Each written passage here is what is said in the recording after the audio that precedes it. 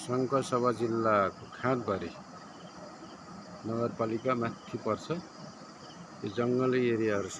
यहाँ धेरै जसो खेतीहरू अमृत। यहाँ रुद्राक्षको जङ्गल छ। यहाँ ल रुद्राक्षको बोटहरू यहाँ देखिन्छ। यी हाम्रो अफिसबाट देखेको यो अफिसको छेउमा पनि रुद्राक्ष लगाइएको छ।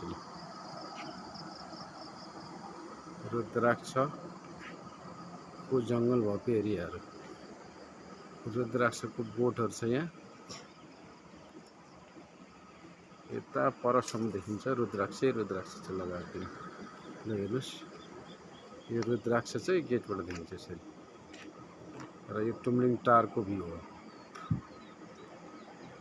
हाम्रो अफिसको परिसर छ, यो देखिन्छ।